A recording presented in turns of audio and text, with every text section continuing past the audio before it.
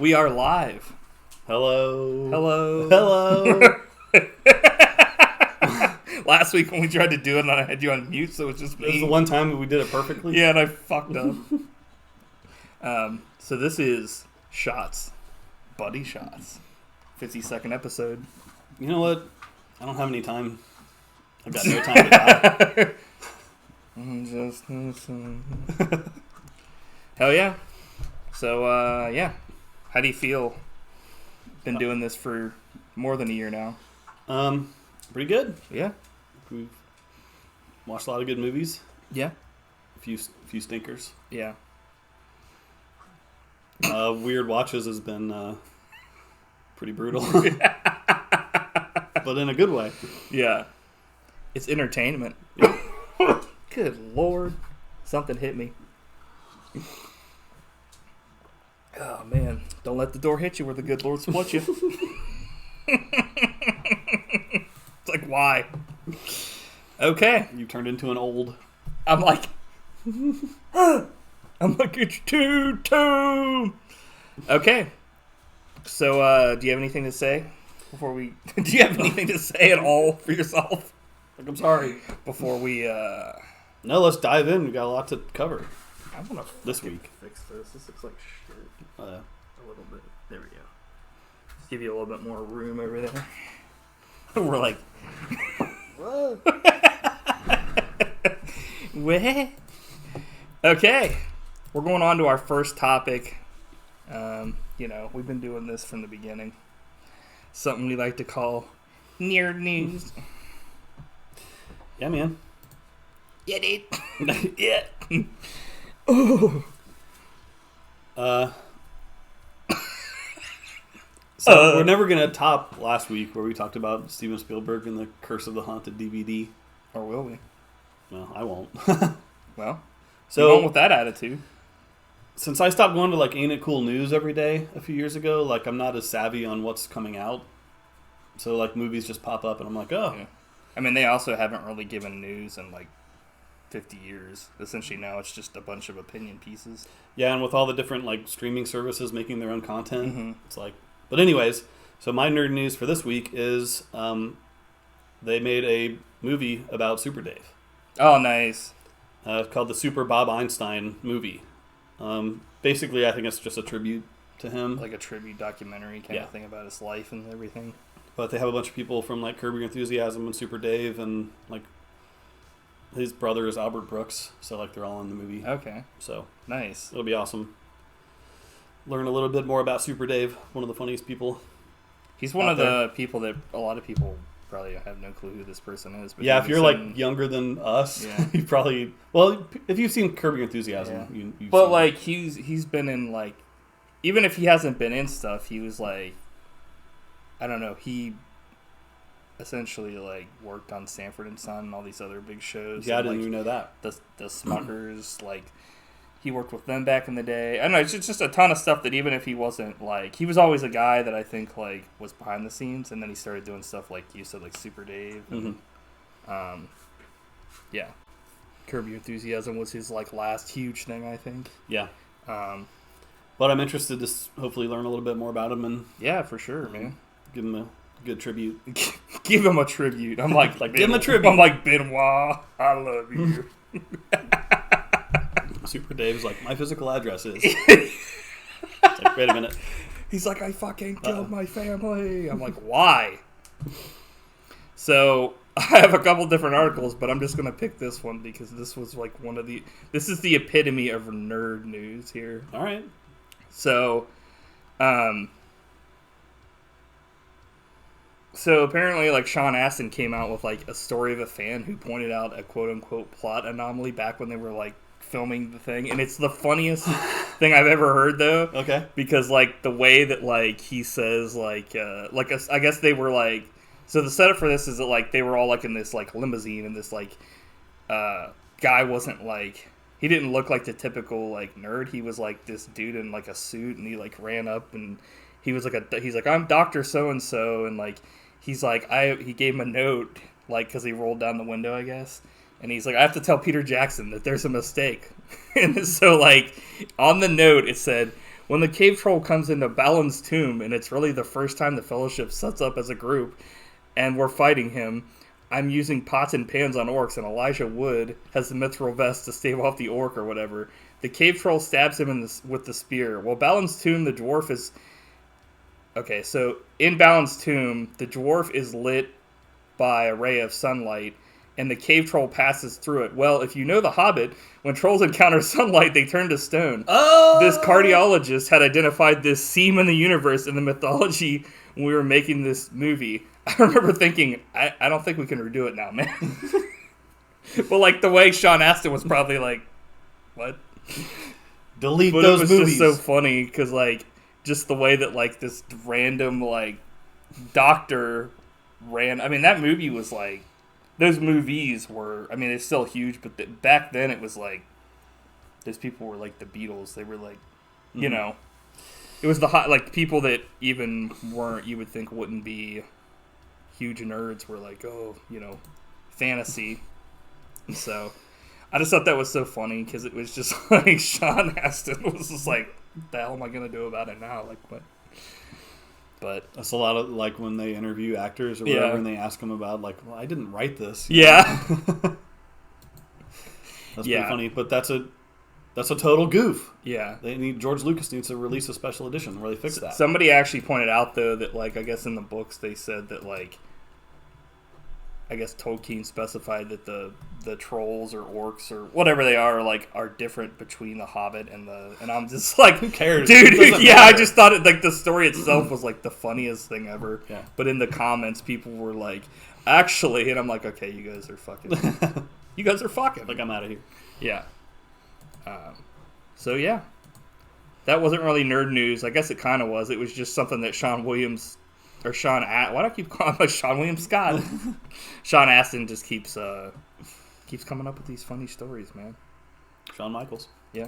You would think that he would have, like, funnier stories than that. But yeah, that's a good one. maybe he's just too scared to talk about the ones where, like, super fans come up and become Super Daves. So, yeah. Should we move on to recommendation nation? I'm going to edit that part out. Everyone's like, yeah. Okay. We're just going to sit here until you learn your lesson. All right. So I'm going to recommend a couple things sticking with the Super Dave theme. The episode of the Norm Macdonald Show starring Super Dave. Or not starring him, but where he was the guest. No, I know what you is mean. one of the funniest, like, hours you'll ever see. So hilarious. Because, like, I think one thing that he's really good at is, like, pretending to be offended. Yeah. Or, like, being, like, high and mighty about something that's so funny. He just plays really well off of other people. Yeah. So, but the Norm Macdonald Show is awesome. Every episode is hilarious, but especially that one. Mm-hmm. A lot of them you can't find anywhere. Bummer. Because they, like... I don't know if there's something with the rights or something right now or what. They were all over the place because, like, Yeah. some were on YouTube. I think some were on Netflix. Well, they also relaunched it, like, within the first, like, little bit. So it was, like, the Norm Macdonald Show, and then they relaunched it on Netflix, and it was, like, I think it was called something else, and it was, like, why? So, yeah. And they have, like, the same guests on, like, I think, like, one guest was on the show, like, 3 times at one point, because they were just, like, you know, I think they were expecting to do more of them, but they just didn't, so. So good, though. Yeah. But my other recommendation is the Super Dave movie, The Extreme Adventures of Super Dave. Yeah, when he's, like, the stunt person. Yeah. Which is, like, super... Like, he's, like, plays this character called Super Dave. If people don't know what the hell we're talking about. He was, like, an Evel Knievel, like, rip-off back in the day that, like... And the joke is, like, he'll spend so much time on, like, the setup Yeah. and, like, how the stunt is going to be amazing, Yeah. and then it always fails at Yeah. the end, like, horribly. Yeah, he's like And it's like a Wile E. Coyote Yeah. cartoon a lot of times. Yeah. But so his big stunt in the movie is so funny because it's, like, takes place in 2000, like, the millennium. Yeah. So he, like, inside an arena, he puts a giant trampoline on the floor and the ceiling, and he's going to bounce back and forth 2,000 times Yeah. to, like, tribute to the millennium. Yeah. So stupid. But, yeah. Funny movie. Hell yeah. Yeah. Cool, man. Yeah. Two recommendations for the price of one on this week.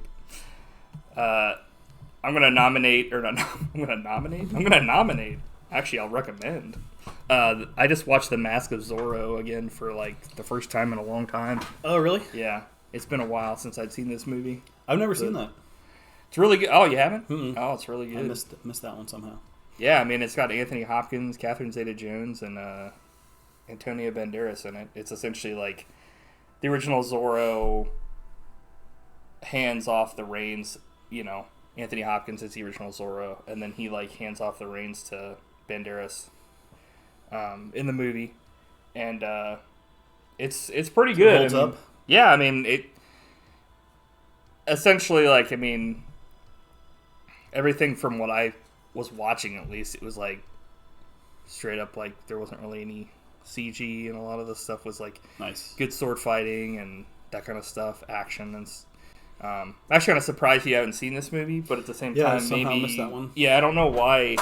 I don't know, not like I was ever a Zorro fan, but I think I just randomly watched it at one point, and then like it's on Netflix again, so I was like, oh, okay, I'll watch this. And then like they made like a sequel, which I don't remember too much about, but like they were huge movies back The then. Legend of Zorro, but like this one came out in like I think 99 or something, or sounds right, somewhere around there. And then the sequel came out in 2005, and I was like, damn, dude.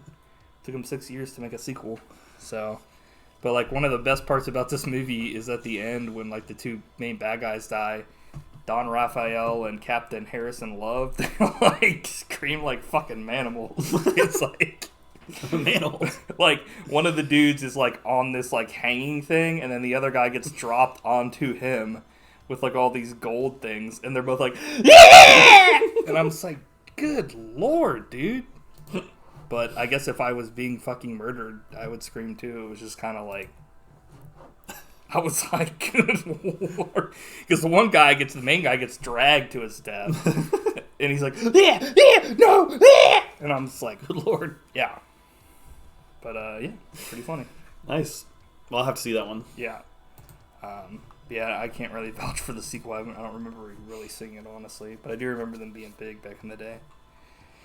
So, let's move on to what you nominated for Weird Watches I this did week. this.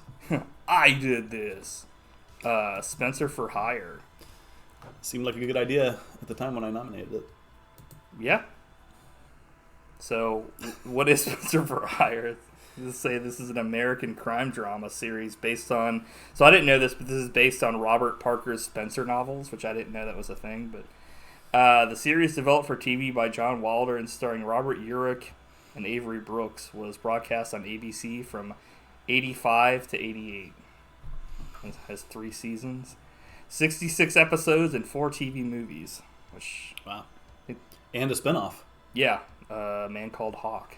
Which... I wish we kind of should have watched that one instead, I think, is my conclusion. Really? I really like this show. Really? Yeah. All right, we can talk about it. We weren't going to talk about it before. You're just like, move on. I mean, I didn't hate it. Yeah. I was fairly disappointed in it, and I thought the pilot was a bit of a slog to get through, honestly. That's every pilot. I don't think I've ever seen a pilot that's been really great, but at the same time, I think it's set up like... What about Star Trek The Next Generation? The show where like the first 10 seasons are shit. Actually, it's mainly just the first like season or so that's really bad, because they were just trying to be Star Trek the original horribly. But like I think some of the like I mean like definitely like the strong parts of this are like the main characters, like Spenser and like Hawk. Yeah. And Hawk is great. Yeah. I think my biggest problem was I didn't love Spenser. I thought he was, like, they even said it in the show, like, he's so smug. Mm-hmm. And his smugness was, like, went a little bit too far, in my opinion. I thought he was perfect. I thought he was fine. Yeah. I thought he was perfect and fine. Shut up and stop talking. I didn't have, like, an issue with any of the main characters. I think it was mainly just kind of, like, the plot for the original... For, like, the first episode was kind of convoluted. Mm-hmm. And, like, either one of the plots would have been fine. But instead they took, like, 2 plots, put them into one thing, and it was, like, an hour and something long. Which is, like, completely fine, but it's like you don't even get to see like the main bad guy, Chuck Connors, as he doesn't show up till like freaking near the end. What's his name? Like King Powers. Powers until like the last like 5 minutes of the show. Yeah, and it's like I feel like that was a huge waste for me because like Chuck Connors like is a huge like get. Yeah, I mean, at that point he's no longer like Rifleman fame, but he's still like a huge actor. So like, you know, that was definitely a pro for me. I thought the opening was like the music for the opening was pretty legit. Yeah, I liked like the internal monologue stuff. Like that was cool because it was like noir. It was very like Sam Spade. Yeah, there was some like good like speeches and quotes in it, but it was like it could have been done better, like if it was literally just an hour or like cut down to 45 minutes, like because all the other episodes are like around there, I think, because that'd probably be a little more palatable because there was no like like there were too many plots going on. There was the plot where like they were like all linked too for some random reason, like they just weren't like the most interesting. The one lady mysteries. left her husband and he wanted to have her tracked down.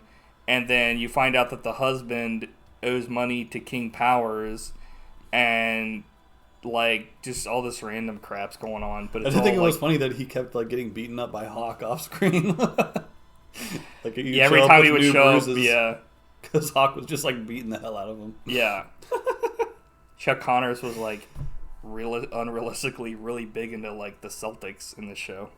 Not unrealistic, but he was like really, really into it, which I thought was. Okay.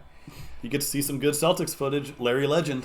I think that this is like probably the highlight of the show is Hawk wearing some weird Christmas cape. You remember that? I was like, what is this? I honestly almost bought a white cape for the show just for that reason, but I was like, eh. Yeah, everything about Hawk is awesome. Like, he has the coolest car. Yeah. He's just like the coolest dude ever. The ending credits were like literally James Bond style with Spenser silhouettes. Like, yeah, which is like, but there was really one really funny part in this was the fucking spaghetti part. I would assume you probably like if you're watching this, that should be a GIF to an hour 17 and 49 seconds. He's making like food, and then he says, spaghetti. And I'm like, and he slurps it up like a it's just so weird. I'm like, is this where they got that from? I was like, because he does it exactly like that. So Spenser has 2 rules that he says in the show. When in doubt, work out. The first rule, when in doubt, eat and drink. I'm like, what? I have doubts now of which rule to follow. Right, but it's also like, isn't that just living? Like what? So yeah, there's some interesting like I don't know. There's definitely like you can tell they were trying to do like the whole like Sam Spade thing, like you were saying, because it was like you tell King Powers you couldn't do it. You had 2 carloads and you couldn't do it. And then like there was all kinds of different stuff where like what's his face would stick up for Hawk, because even though they weren't on the same side, like by the end they kind of were, but like they had gone back to like being in the war and they were like friends for a long time. So like. Whenever somebody would say some shit about like Hawk, regardless, like the guy that like hired him says like, you and your black friend, I should have never had anything to do with you. And he's like, his name's Hawk, call him Hawk. Like that was really cool. And then when Chuck Connors like drops a racial slur, he drops the N-bomb. That was my one con of the fucking thing was Chuck Connor calls. But Hawk's reaction's awesome because he's like, yeah, yeah. I was just like, racial investments, ugly talk. Man. But this line was like, I was rooting for the Celtics, but admired every team that ever came in here and made it out alive. I'm like, what? Do teams regularly get murdered in the NBA? It's like, sorry guys, Ernest slam dunked on you so hard you're gonna die. He's the baby, he's the boy. But I don't know. I just was kind of like, I thought overall, like, I would have liked to have seen, like, more, like, more like I'll be interested, like, if I continue this, to, like, see what the subsequent episodes are, because a lot of times, like, pilot episodes, like, will make or break a show, and, like, the show must have gotten at least a little bit better because it has 3 seasons. Yeah, I mean, I think it's a good premise. I just think, like you were saying, like, I mean, the opening, to me, like, the pilot should never be the time when you're, like, I don't know, like, I know that they want to, like, set up a bunch of characters, but there's only, like, really 2 characters, 3 if you count the lady that's not going to be in the rest of the show, but, like, you don't need an hour and a half or so to do that. Like, do it in the 45 minutes that the rest of the show is going to be allotted in. Yeah. Or, like, fucking, God, what's it called? Warehouse 13 that had fucking, they did a 2-parter. Like, fuck you. I don't know, that pisses me off. Like, I feel like if they had just done the 45 minutes and just cut it down and got rid of one of the plots or something, like, you know, it would have been completely fine. Just maybe had, like, at the end of the episode, Hawk comes over the good side or something, and, like, it's all about getting King Powers finally in the first episode, and it would be, like, a huge, like, thing or something. They got King Powers in the first act. What's with that? I know. He said the N-word. It's all backwards. What's with that? Is he Austin's father? Yeah. Yeah, I think if they maybe could adjust the Robert Urich character a little bit, make him slightly less smug, I'd be on board. But I do really want to watch the Hawk spinoff, though, which apparently only made a few episodes, so maybe it wasn't didn't even last like a season. I'd like to check that out. Which I'm assuming by the time they came out with it, maybe it was like that was kind of going out. People were over it. Yeah. I mean, they made several seasons and several movies. Yeah. They made like 4 movies. I think it was like, I think it was just one of those things where it lasted for its 3 seasons, and then by the time they did the Hawk thing, people were like, ugh. Yeah. But, I don't know. Yeah, I would have liked it. That man should be in space. Seriously. Put him on Deep Space Nine. Put him on. So, yeah. I guess, do you have anything else to say about Spenser and Hal or whatever? No, I mean... Spenser for Hire, Spenser and Hal.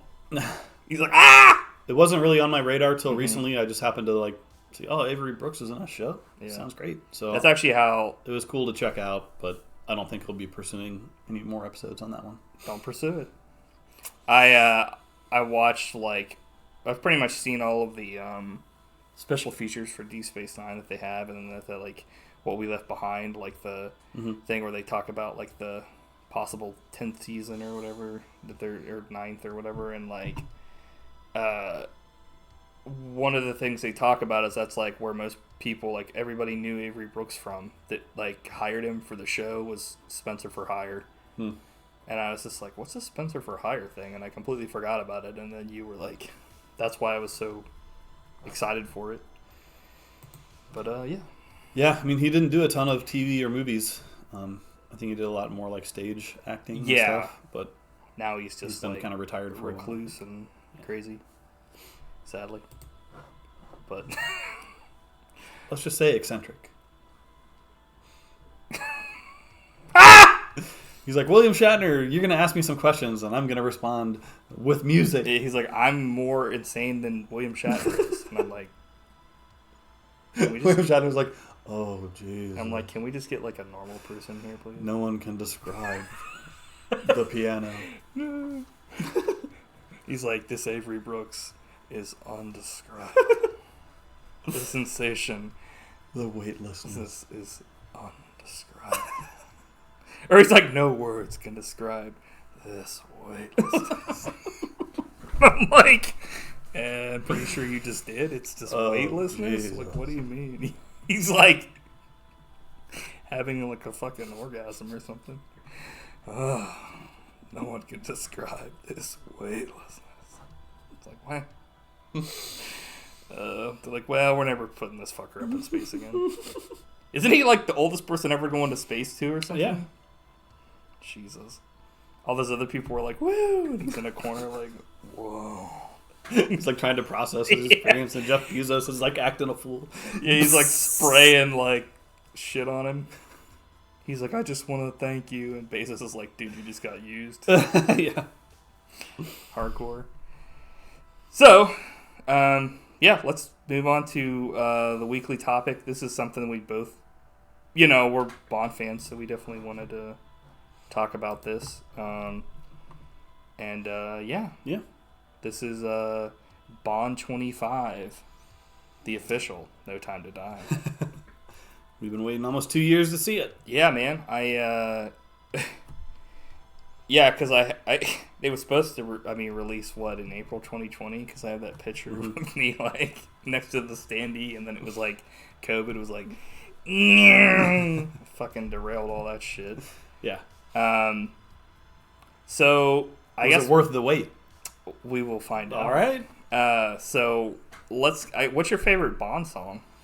Because I don't think we've actually ever talked about James. We've never like officially done a Bond movie until now. Yeah, I was thinking about the time where we ranked a bunch of the Bond Bond songs. Was that when we were over at Kyle's house? I think it was at my house because I had them all on tape. Okay. And we like. Oh, that's right. Didn't we do something watch all like the that opening sequences over at like Kyle's at one point? Probably. But and I was like, dude, I've never seen half these films back in the day. Like when I first saw that. But yeah, it was like rank them in order and shit. Now it's just like, dude. Yeah, I'm partial to GoldenEye, but I think if I had to pick, it'd probably be License to Kill, dude. I just love that song. It's not the best, but it's just a tasty groove. I disagree. Oh. That's not your favorite. I'm just kidding. No, you're wrong. No. You're wrong about your opinion. No, and all of them are fine with me. It's one of the more obscure ones, but License, it's just jams. I think if you have the awesome. soundtrack, none of them are obscure to you because you're a Bond fan. That's true. But I think for me, I probably listen to The Spy Who Loved Me more than any of them. But that's I don't know if the theme of the Bane of Stapleton. Yeah, I don't know if that's like my favorite. I think it's just the one that I've listened to. That's one of the best. I mean, Live and Let Die is also rocks. They're all honestly. I don't really have a problem with like any of them. They're all different. I tend to like ones that are more like action-y, personally, because it gets you going. Well, that's where they flubbed in this one, because like they flubbed that in a bunch of them. We've had recently. The last two, No Time to Die and Spectre, were like very soft ballads. Skyfall was like that too, kind of. Well, it was a little bit more bombastic though. Yeah, it's still kind of like this. So it was slow. Yeah, they weren't like rock jams. So like rock jams, jock jams, rock jams. Everybody get up. So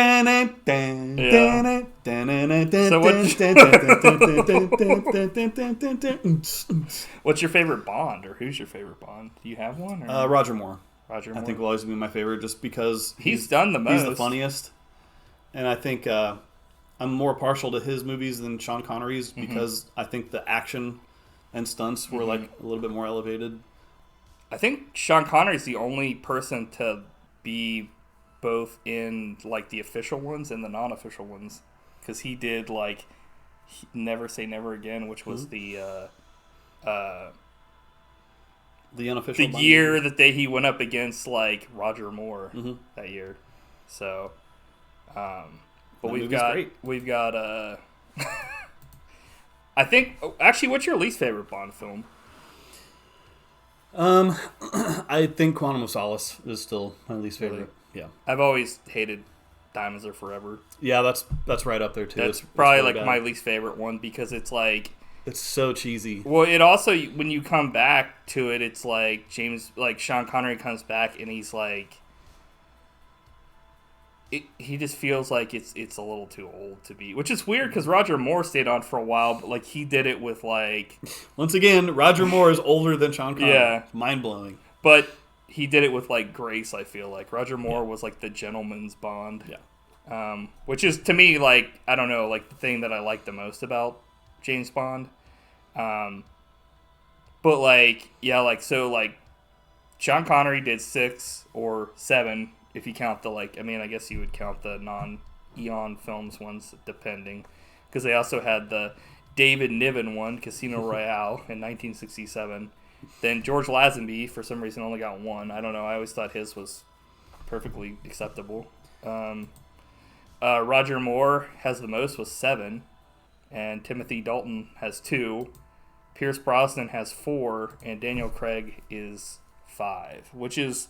what do you think about that? As far as do you think there are some of these actors got too many or didn't get enough or what? The only one I have a problem with is Pierce Brosnan, because they pretty much fired him after Die Another Day, which that movie sucked, but it wasn't his fault. I would have liked to see him get a few more because like he wanted to continue doing the character, and he's still like even now I think in his prime as an actor. So that's the only one I really have a problem with. I feel like honestly, like for Pierce Brosnan, like a lot of his were just kind of boring for me. Like I liked GoldenEye, but like a lot of the other ones, I really can't remember much of what happened in them. Like, so like. Tomorrow Never Dies was cool because he teamed up with Michelle Yeoh in that one, and it had like a very over-the-top villain. What was that one again? That was where he's like the media mogul. Oh, that one sucked. It's pretty silly. But then Die Another Day was another low point in the series. Like, I think that's the problem, is he had, sadly, a lot of the ones that were just bad. Yeah. And like...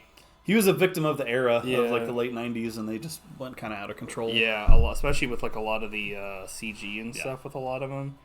Like, GoldenEye was great, but then, like, from then on, they just kind of started getting out of control, like you were saying. I just don't like that, like, I like Pierce Brosnan as an actor, and he's really, really awesome, but it just sucks that, like you said, like, he was kind of part of that era where, like, after GoldenEye, they, for some reason, they just went a certain way, and it was like, because to me, like, for a while there, after GoldenEye, like, Bond was dead. Like, I was like, God, these all suck, man. Because I remember watching them all and was like, how can you make Bond boring? Like, a lot of it was just so boring because it was like, but I think, they did kind of a good thing with, like, kind of they restarted stuff with Daniel Craig and that kind of. Yeah, they needed to at that point. It was the right move. Right. Because it was like, ugh.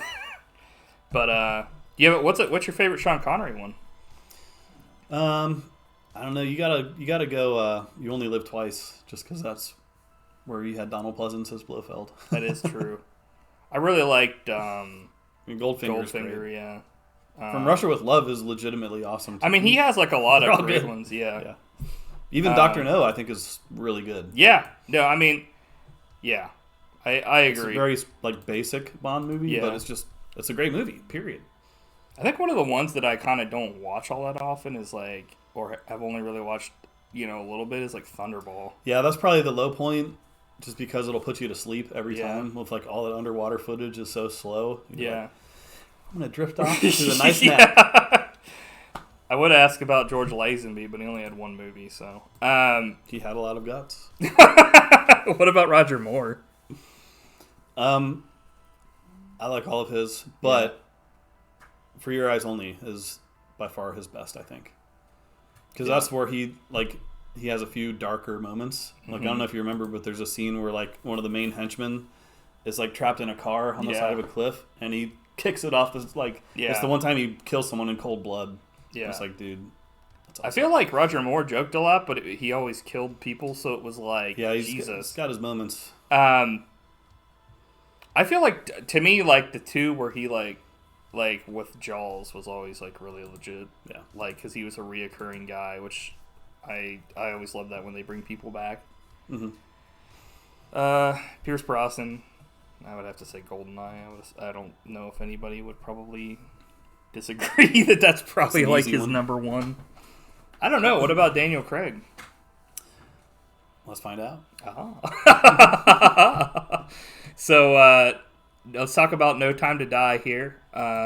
This is a 2021 spy film, if you didn't know what James Bond is.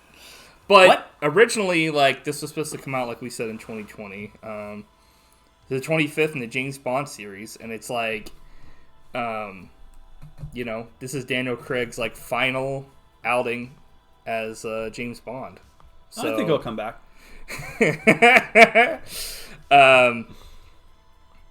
A bunch of people like are in this film. Like Felix came back and freaking Blofeld, which that was supposed to be a secret, but apparently, like, I guess somebody saw like him on set, and he was like, "Don't tell anybody." And then fucking, I guess it got out, and then like they instead shifted and like made it part of the like trailers and like part of the promotion and stuff, which actually to me made it more like interesting. I was like, okay, this is cool, like.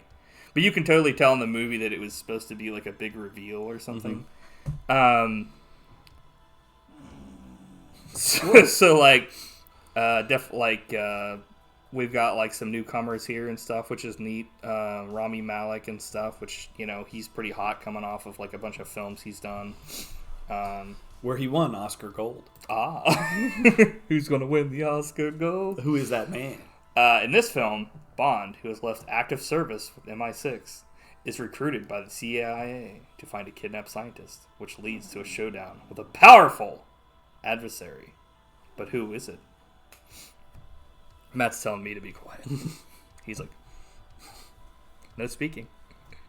So one of the things I like about this film is that, like, they actually used, like, On Her Majesty's Secret Service, like, yeah, that was surprising theme in it in certain parts, and even at the end credits. Like, Hans Zimmer, he took over after the fact and kind of, like, took inspiration from, like, so you like the fact that they reused that? I always like that stuff because they did that in one of the Roger Moore films, and that was like probably one of the coolest things. Because they use like multiple like Bond like themes, and I understand like why most of the time they can't do that because of licensing with like some of that stuff. I'm assuming, you know, because they contract a different artist every time, and like the licensing is probably hell.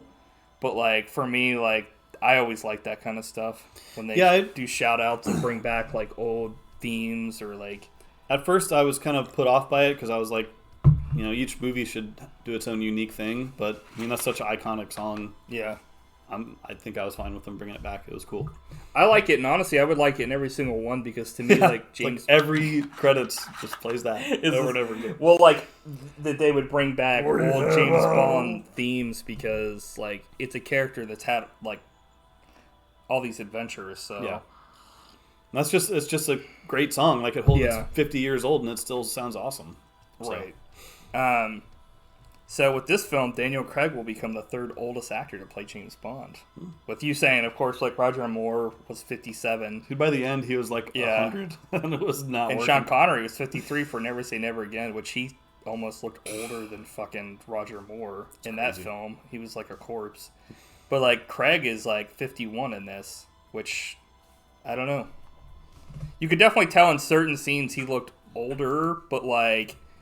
Definitely, he looked a lot better than Moore and Connery did, but I'm sure... It is funny, like, if you watch that documentary, Being Bond or whatever, you can really, like, when you see footage of Casino Royale, like, he looks like a baby. Yeah. But, I mean, that's all of us. Like, we're just... Yeah. Everyone's getting older. When we were all in Casino Royale, we looked like babies. Yeah. I was like... I was like... Mama. Yeah. So, another fact about this film is that, like, I guess Phoebe Waller-Bridge was, like, a late addition to the screenwriting team. And, like, she was specifically brought in because Daniel Craig, like, wanted her to be in to, like, punch up the script and, like, the dialogue and stuff like that. Which I thought was not a bad idea. Legit. And then we've got a Felix Leiter thing here. I like Felix Leiter. He's always... I like when they bring back characters, too, so, like... Yeah, I can't wait for him in the next one. And Bond. So, yeah. Should we say spoiler alert? Well, I mean, like, we've already talked about, like, a lot of stuff. Like, I mean, well, I guess we've only talked about stuff you could see in the trailer so far. But, yeah, from this point forward, there will be spoilers. But, like, I guess, like, all three Bond films that were filmed... Like in Jamaica, like Dr. No Live and Let Die and this one have featured Felix Leiter, so I guess he's just like chilling out.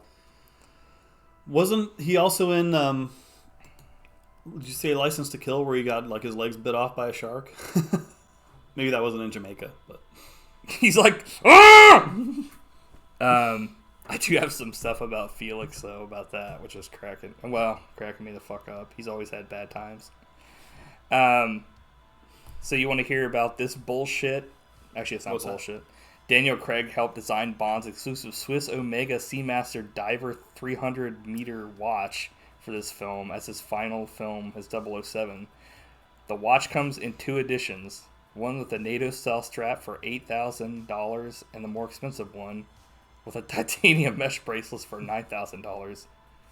And I guess he's worn that watch since GoldenEye, like Really? the character or whatever. So, the Swiss company's longest running line, which I was just like, I don't know, like that, just kind of facts like that. I mean, Bond is centered around like decadence and like opulence. Like the character, it's like there's stuff even in like the Sean Connery stuff where like he was talking like about how like to serve certain things, like you don't drink wine above a certain degree. He also had like a really shitty take about the Beatles where he's like, you don't drink wine above a certain, you know, and you don't listen to the Beatles without earmuffs on. And I'm like, Jesus!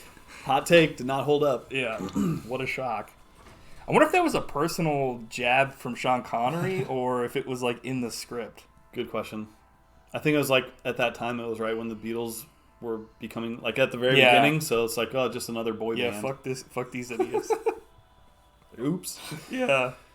That's so But funny. yeah, I think a lot of people are into James Bond specifically for like those kind of details.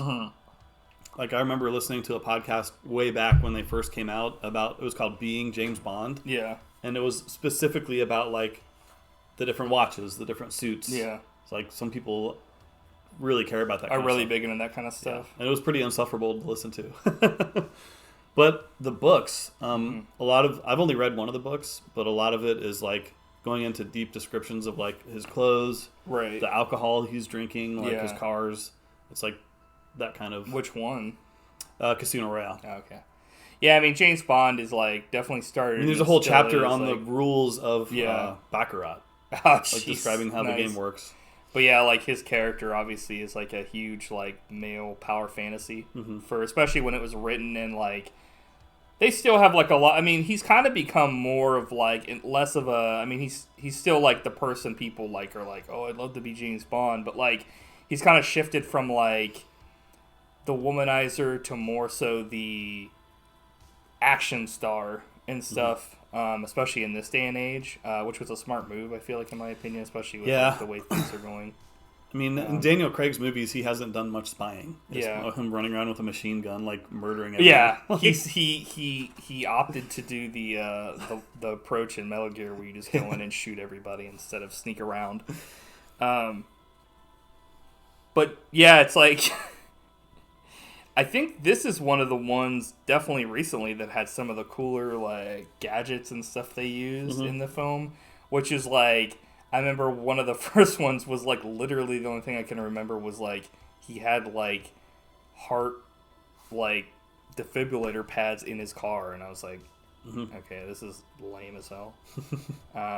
But some of the gadgets they've had in the past for like what was it? The Pierce Brosnan ones were kind of lazy as fuck. They had like one where it was like a Nokia phone. It was essentially like a whole advertisement just for Nokia phones, where he could drive his stupid car with it. He was like, I was like, this is stupid. Like, why? Like, if the car is bulletproof, why does it matter if he's driving it with his phone? Because like in this one, like he's in the car. Yeah, using a phone to drive it. It's like, wouldn't that be more helpful if you could do it from range like Batman or something? Like, what? But, like... in the back seat. Like, yeah, he's get in the front seat and drive your car like a man. You're about to get killed. I always thought that was so weird. It was like, why? Because, like, in this film... To get Nokia product placement. Yeah, seriously. There's a scene where, like, a bunch of dudes are just, like, shooting at Bond in his car. And it's, like, literally they're unloading. And it's, like, he has, like... He's like ultra bullet resistant glass. Like, it doesn't even matter. Whereas in that film, it was just like, he's like, I guess this had to hide. So, yeah. Anyway. So, yeah. I guess we'll go into this film in more detail. Subscribe for part 2. No. So what are your general thoughts? I mean, did you like it, hate it? Yeah, I liked it, actually. I especially thought it was a good, like, kind of just... I mean, even if they were to just straight up be like, this is the last Bond ever, which they wouldn't because these films have never not made, like, quadruple their fucking budget. Because I looked it up and I was like, Jesus! Like, you know, this is a great just, like, This is definitely a great, like, Daniel Craig ender. But this is, like, this is even a good, like, if Bond was over, this is the way to do it. Yeah.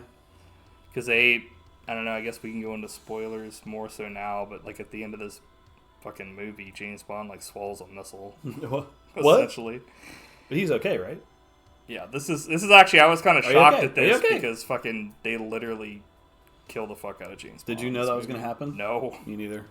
I was like, okay, well, what's going to happen? Is he going to get away? And then he's just, no. I mean, I started to see it coming. I was like a few minutes before it happened, I was like, wait, is this really going to happen? And then literally standing there and a fucking bomb hits him.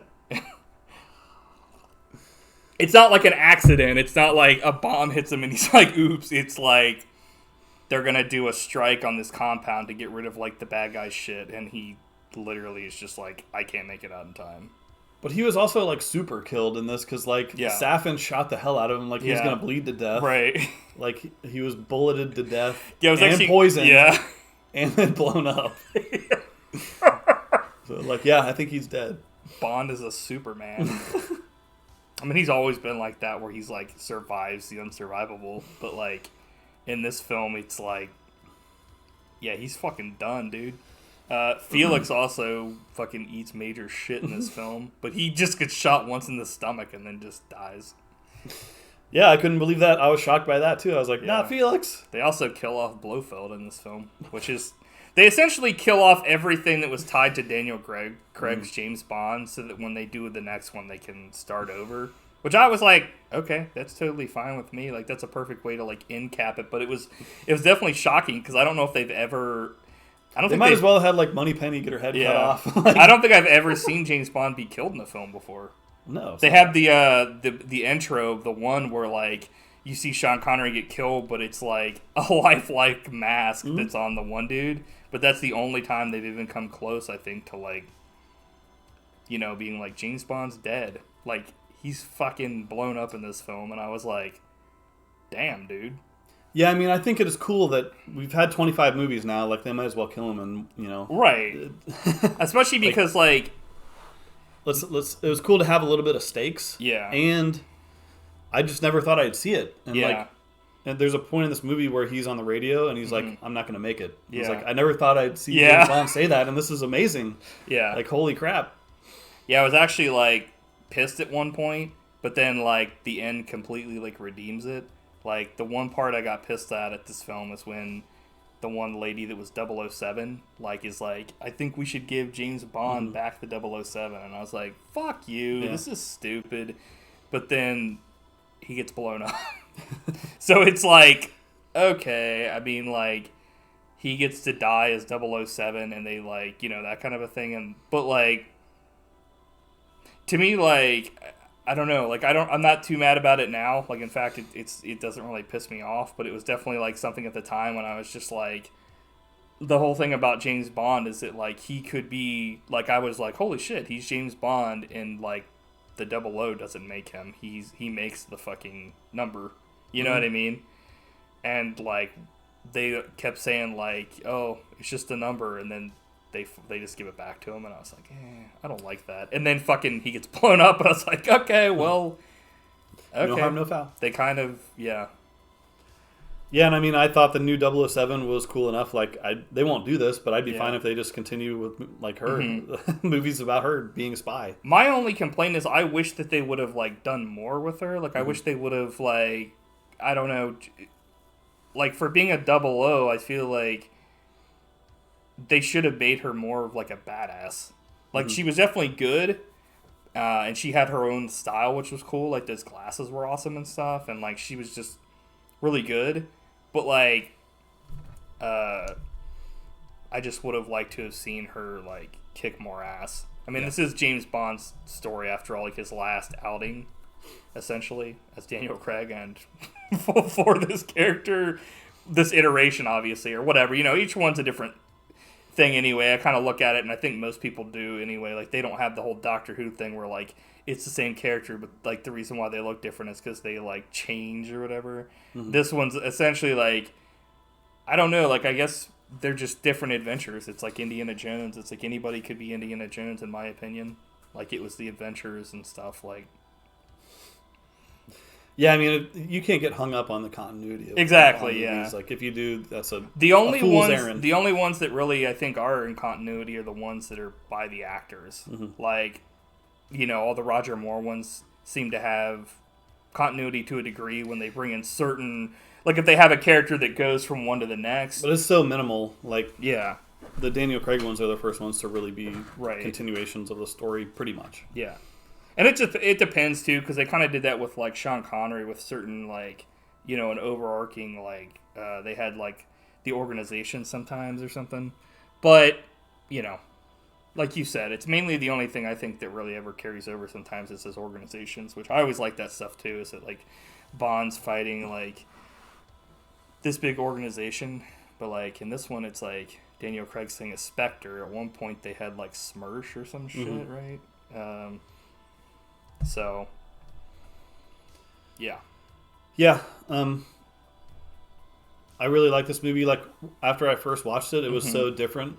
I was like, I didn't know really how to react. I was like, but the more I thought about it, I was like, yeah, this movie really grew on me. I think it's a really, really one of the best. Yeah. I liked it definitely for them doing something, like, different. Mm-hmm. Which I do hope someday they'll get back to more like standalone adventures where like here's Bond, here's the mission, here's the villain. But I mean, they've done that so many times. Like, I'm okay with them doing something different too. So also, I feel like they did that a lot with the Pierce Brosnan ones, and they were like boring except for GoldenEye.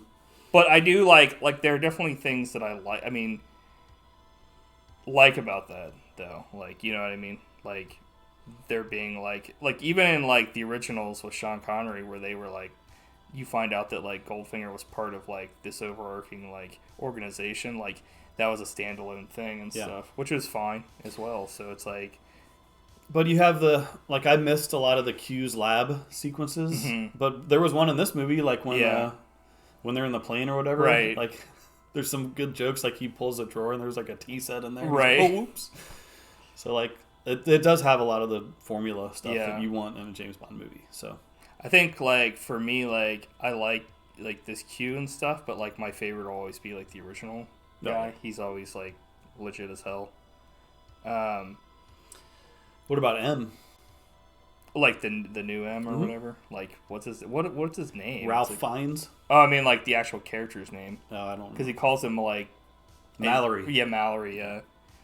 I always liked him. Like, for me... He got Bond killed! Yeah. When he took over as M from Judi Dench, I was just like, okay. Yeah. I don't know. Like, not that I cared that M was a woman or a guy. I just thought it was funny that M got his revenge because Bond got M killed in Skyfall. Right. Like, he failed in his mission, and then M pretty much causes this whole catastrophe to happen in this movie and gets Bond killed. So it's like, this was like... So M was banking on that, like, they would be able to make a weapon that could essentially kill just one person. Hands. And it was, like, these nanobots. And I'm glad that they didn't explain what nanobots were, essentially, because, like, at this point, like, who the fuck doesn't know, like, what a nanobot is? But, like, he, I guess, had this underground lab that was making this thing that could, like, go after our... Something that only the DNA would go after. So, like... target a specific person. If me and Matt were, like, brothers, it would kill, like... If one of us contacted it and then, you know, we went to the person's funeral and we touched the body, we would die. And then anybody in our family would die that was related. Or, you know, you could... Essentially, like you said, like, the DNA. So it could be a specific race. It could be, like, a specific person. So it was, like... Obviously, they wanted to use it so that they could just assassinate Blofelds of the world, that kind of shit. But then it obviously got stolen, and... by Dr. Doak. Yeah, by Dr. No. And freaking Rami Malek is wanting to, like, kill everybody or some shit in this movie. So... Essentially, it was like the best of intentions with the worst of consequences of all time.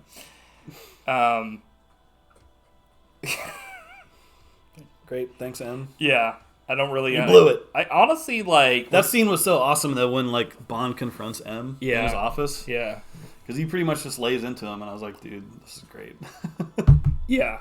And he's like, I don't answer to you. I don't answer to fucking Felix Leiter. And he's like, he's M dead. starts drinking heavily. And Yeah. He's like, you're thirsty, aren't you? Yeah. He's like, you're awfully thirsty today. He's like, fuck you. And I was like... Because this is like, James Bond is not an agent anymore. He's retired. So, like, he comes in with this stuff, and he's just essentially like, I didn't give a crap about this, but, like, you know, I got involved with Felix and to help him out, and now he's dead, and, like, you know, what the fuck's going on here? So, the opening of this was, like, probably the longest opening to a James Bond before the song I think I've ever seen. It was like a good half hour. Yeah, because it was, like, essentially, like, this assassin comes to, like, which is, like, Rami Malek, he comes to, like, kill, like, his whole goal is to kill all of Spectre because Blofeld tasked this Mr. White character to, like, kill Rami Malek's family, and everybody dies except for him, and then he comes to kill Spectre, so he goes to Mr. White and kills his wife, and then he kills, like, he's gonna kill, like, the girl, and then for some reason he, like, saves her.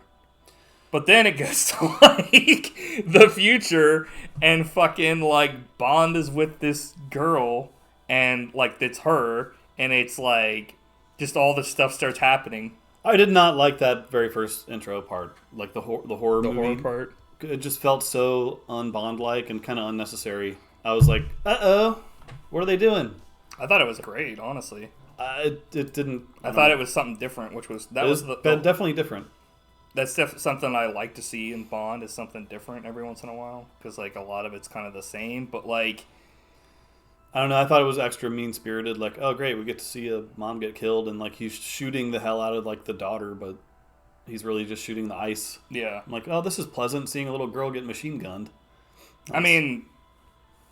I don't know. Like, to me, like, I didn't think that she was going to get killed or anything like that. But... at the same time, like... It just seemed like a weird way to kick off the movie to me. I mean, I totally got it, because it was like he was trying, you know, he wanted to assassinate these people, but it was like, I could definitely see, like, it's definitely different. It's just, I don't know. My big issue was, like, why didn't the song start there? Instead, it was like after that scene, instead it was like, fast forward to, you know, present day, and now she's all grown up, and, like, she's with James Bond, and, like, you go through this entire subplot before, like, the fucking intro starts. It was like, which is, like, whatever, because, like, the actual, like, action in that scene was, like, legit, but it was like, yeah, it was completely, it was just, like, a lot for the beginning. Which this is, like, the longest Bond film yet, I think you said, right? Yep. It was. Yeah. I don't know that it needed to be quite so long. I think they could have trimmed a little bit out of it, like that first sequence. But yeah, the last part of the movie. Yeah, the whole movie. Just have the missiles coming in, and he's like, "Uh-oh!" Credits. Take all the action out. James Bond will not return. Which actually they say that in the credits. James Bond will return. Yeah. And I was like, well, at this point, like, how? Yeah, well, at this point they like don't. They don't like. They've stopped like doing the shit where they're like, James Bond will return and like Die Another Day or like Thunderball or whatever, because they don't fucking know what the next one's gonna be called or like who's even gonna be in it. So like, they know he'll return because it makes the money.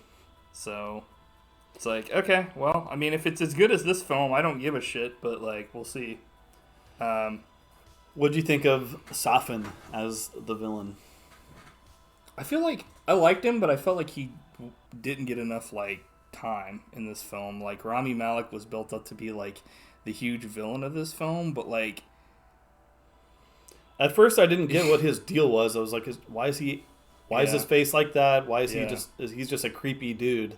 But I guess he was poisoned, which is why he kind of has. That's like how the rest of his family died. Up. It's like essentially they all died and he survived, and he has like permanent like nerve damage and all this stuff, and you can see like the veins under his face and shit. I think it might be like he's not really in the movie that much until the very end. Yeah. And then by that point, when he's giving a long speech, you're kind of like, all right, let's get through this. I mean, that's classic Bond. So if you like, it is classic. If you like those original adventures, this is essentially your cup of tea. Plus, it's great because he has a secret underground lair with a poison garden. Yeah, it's essentially Dr. No again, which everybody thought that's who this character was going to be because he essentially is Dr. No in this fucking film. Yeah.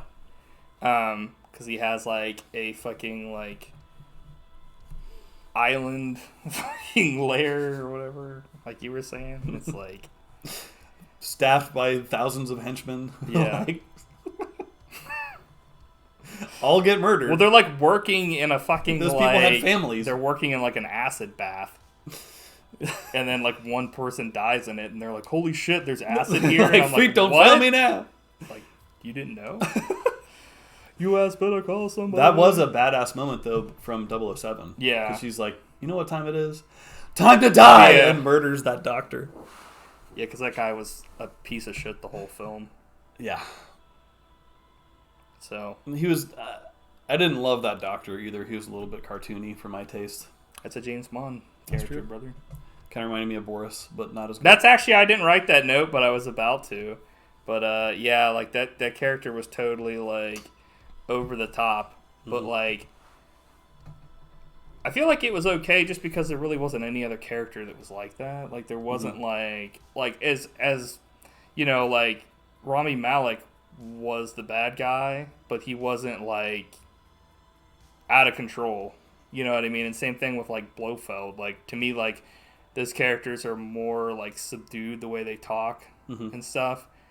So like for that character to be so out of control, it was fine. I think if the whole thing had been like that, I'd be like, okay, here we go, fucking like Diamonds Are Forever again. Yeah. There's some pretty cool, like a lot of the cool stuff they have in this film, like the Aston Martin with, like, the guns. They've got, like, this thing where they put these things on a window, and it literally, like, cuts out the window, and it just falls forward. They have, like, a thing where they, like, throw down this little bomb down an elevator shaft, and it, like, spreads all these little things onto the wall, and it ends up being, like, these magnets that stops you when you jump down the shaft. It's, like, an anti-gravity thing. It's, like, just really cool, like, little gadgets that, like, are in this film. Magnets, how do they work? Yeah, I know. I don't fucking Q lying to me and shit, getting me pissed. I want to see some long-necked giraffes.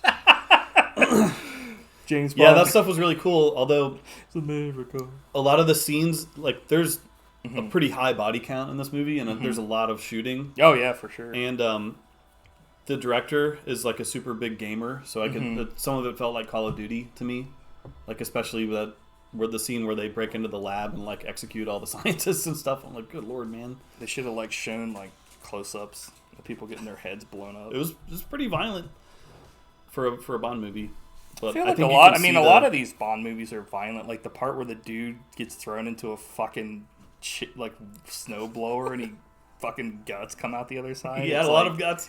Like, that's the goriest Or when shit. they put that guy in a microwave and, like, explodes. Yeah. His head explodes. Like, there's all kinds of gross shit in these movies. Like, there's also, like, a part... But those were henchmen, though. These were innocent scientists. They're all fair game. What'd you think of the main henchman, Cyclops? He didn't really do it for me, honestly. Like, I don't know. Like, I was hesitant to even call that guy, like, a main henchman because he, like, you know, when I think of, like, a main henchman, I think of, like, somebody that, like, is giving Bond trouble throughout the film. He's but, no like, Hijinks. This character isn't really, like, more than a nuisance to James Bond. Like, To me, it was worth it just for the one-liners. Yeah. His mind was blown or something like that when he blew his head up. Yeah, I had, like, a note about that because it was, like, so ridiculous. Because it was, like, this is, like, it's toward the very end of the film or whatever when he, like, blows his fucking head off or whatever. But then at the beginning when he, like, pops his eye out or something, yeah, like, he had an eye-opening experience. He's like, I had to show someone your watch. It really blew their mind. It cracked me and up, Q's just like, who gives a shit? I think that's one thing I would Bond like is to attempting re-entry. I would have liked to have seen more from Daniel Craig over his films as like more comedy. Mm-hmm. But I mean, I like him. But yeah, and speaking of, so what do you think of Craig's performance in this movie? Good. Yeah, I thought it was excellent. Yeah. Like the last one, I think there was a little bit of like sleepwalking through it. Mm-hmm. But this one, like, he's amazing. It was also like... I think it's his best performance as Bond. In 2004, at one point, he said, like, I'm done with Bond. Fuck this shit. And I think that kind of showed in, like, the next one. Yeah, after the last movie, he's like, I'd rather slit my wrist than play this again. Like, but then this one, I think, since he knew it was literally going to be the last one, and he probably knew in the script they were going to kill him, that he was just like, dude. Yeah, and he has a lot of creative control at this point. Yeah. Like, I'm sure it was his idea to kill Bond. Yeah. I mean... That's awesome. Yeah, I agree. I love the idea of, like, doing something new. So that's why, like, I liked certain things about this film that were different. So yeah, like, I don't know if we really talked about it, but, like, the theme song of this film. Yeah, what'd you think of the theme song? So, like, I heard it, like, you know, when they first released it and stuff. I like Billie Eilish and, like, a lot of the other stuff she's done. But, like, personally, like, I felt it was just too, like, not... Like I said, I always like the more, like, action-y and, like, you know, like, I'll take Skyfall over something like this. But, like, or, like, the rocking stuff, like, I don't know, like, to me, like, Casino Royale and stuff like that, I don't know, like, I like the ones that are more, like, if we're talking Daniel Craig, I mean, obviously there's other ones I really like, too, but, like, even, like, From Russia with Love, you know what I mean? Like, big band, like, crooner kind of stuff. Like, it just... I don't know. It kind of, like, put me to sleep. It doesn't really get you going for, like, a fucking Bond film. It needed someone going off on trumpet like Thunderball. Dude, that motherfucker needs to, like, learn.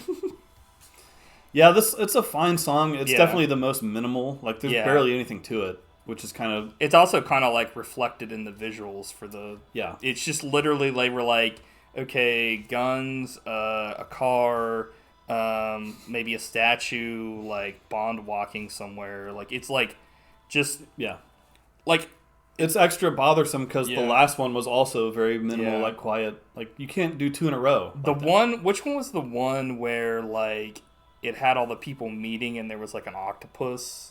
And they, like, James Bond and the chick, like, meet. I think that was Spectre. Yeah, and it was like, okay. Like, can we, like, get some shit where people aren't, like, fucking taking a nap before the film starts? Like, because, like, some drums in here? The intro always gets you, like, going for these Bond films. And then they have the song that, like, carries over. And then the song carries over into, like, the film. It's, like, the glue that, like, kind of, you know... brings the... And then sometimes, like, the intro is not even part of the movie. It's just an adventure that James Bond went on, like, a small thing. And in this film it is. But, like... Yeah, for this, it's, like... I generally like to see, like, more stuff where, like, James Bond's actually doing something. Like, I would like to see, like, a thing where, like, they just have a montage or something where James Bond's doing some cool shit, maybe in silhouette. Maybe not, but, like... A lot of times it's like some weird visuals and shit, and I'm just like, we've already kind of done as weird as we can go with like the Madonna thing, so let's maybe do something. And this one wasn't even weird, it was just like they went to like the Bond pack, and you could just buy it online. Right. Like literally guns firing in a circle that makes a fucking DNA. And they're like Bond algorithm generate. Yeah. Like, and it was just like, the song was essentially being like, should I trust you? You screwed me. I've been betrayed again as Bond. And I'm just like, okay, dude, like how many times is Bond going to be betrayed? So, yeah. I guess not anymore. But like I said, I mean, I think the song is probably like a fine song. Like you were saying, it's just kind of like paired with the visuals. It was like, it was one part of the film where they seemed to not give a shit as much because everybody else brought their A game because they knew what it was. But this was like, personally, this is no way to send Bond off, in my opinion. That's probably why at the end they didn't play it again. They played the fucking "We Have All the Time in the World" song because they were like, fuck it, why not? Yep, I agree. Like I said, I like the artist, it was just not. I don't know. When I first heard it too, I was like, I don't know how this is gonna go. You know what I mean? Like, You're like, they're gonna have to really bring the visuals, because like essentially like the intro is like the musical intro is like a music video for James Bond, like selling the character and the adventure that you're about to go on. But like, not so much this time. But that's okay, because the rest of the movie made up for it, I think. Yep. We've got, I have a note here where your over-the-top scientist falls a microchip. What'd you think about that? I'm like, that is gross. How long did you think that took to come out of him? I don't know, did he have Skyline that day? It, like, went through his entire body somehow in a day. It's like, oh! He's like, oh, shit. I actually had to watch the film with subtitles on. Oh, really? Yeah, like I haven't had to do this with a movie in a long time. So I think a lot of the audio levels were kind of like, I don't know, for dialogue, not with like the music and the other audio was like awesome, but I think like the dialogue was sometimes like I was like, But, what do you think about Bond and his spearfishing adventures? It was pretty cool. Yeah.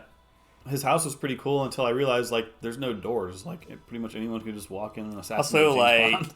if it's hotter than fuck, how the hell is there going to be AC? Because, like, literally, his room is literally, like, this room, and then every single thing is, like, a door that just fucking opens. No walls. Yeah. So, like, literally, he has to close every single fucking one of those when he wants to, like, have privacy, but then somebody could just open it. Because it's just, like, a wooden door. It's not, like...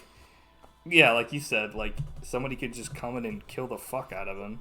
Someone could come in and cigar ash all over his house. Felix It's lighter so rude. everywhere. He's like...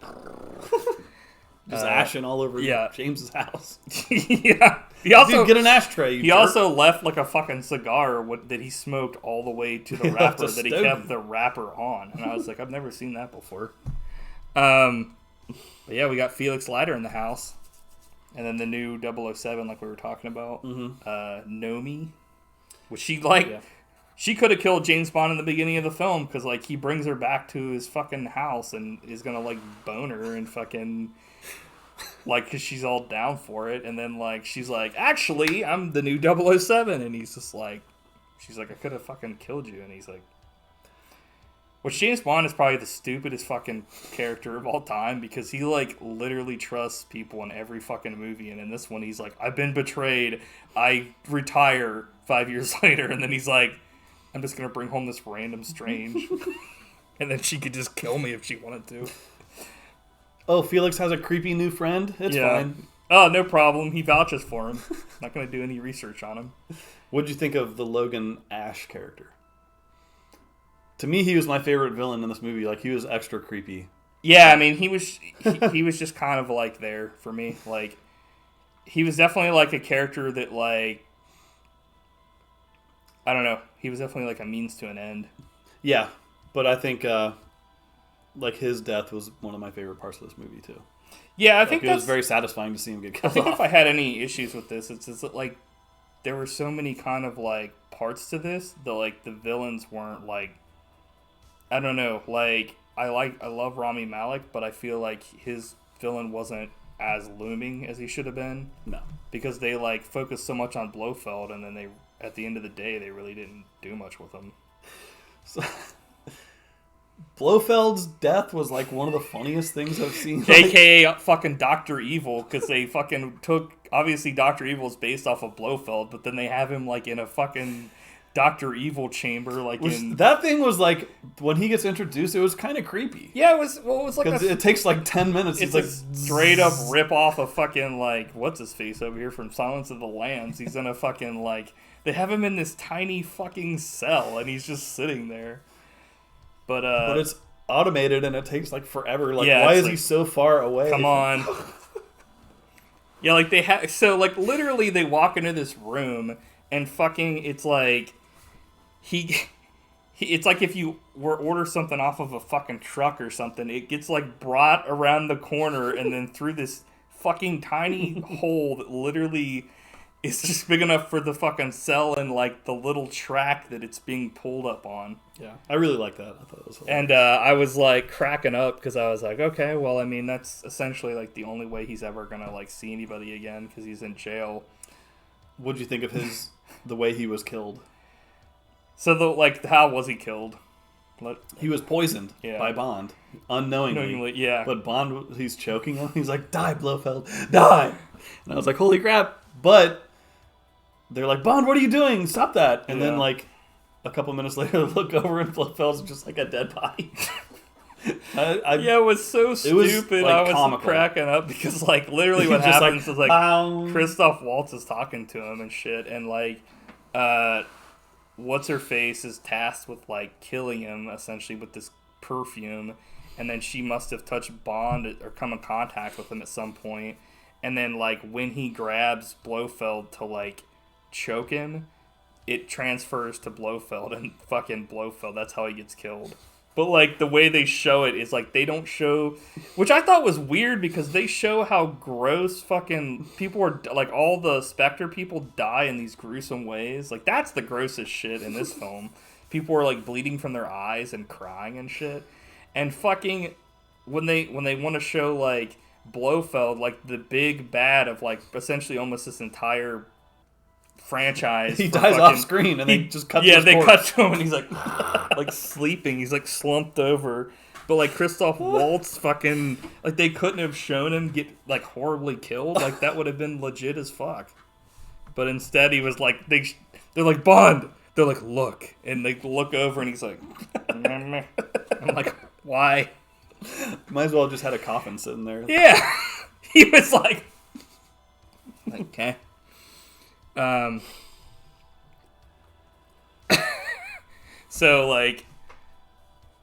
the new lady drinks like a martini instantly, and Bond is kind of shocked about that. Paloma? Yeah. I thought she was legit. Yeah, she was awesome, dude.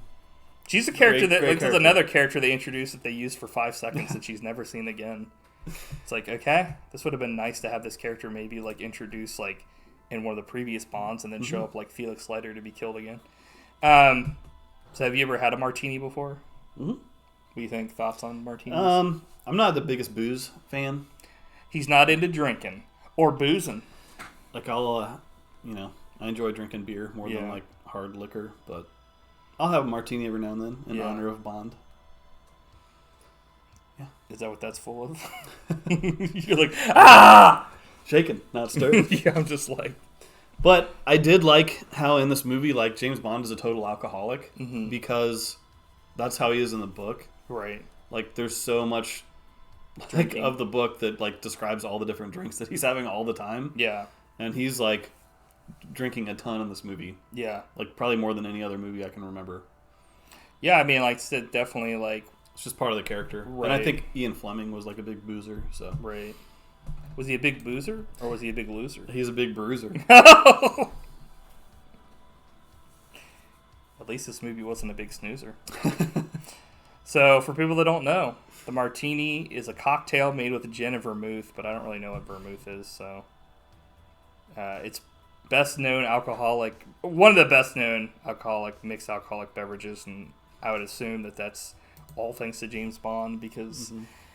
People probably are big into martinis because it's like the one thing he consistently like about James Bond is like, he drinks the fuck out of martinis, shaken not stirred, which I don't know if that even makes a difference or if that's something that like I think most like connoisseurs would tell you that shaken is not the best way to make it because it introduces more water into the drink, but like condensation. I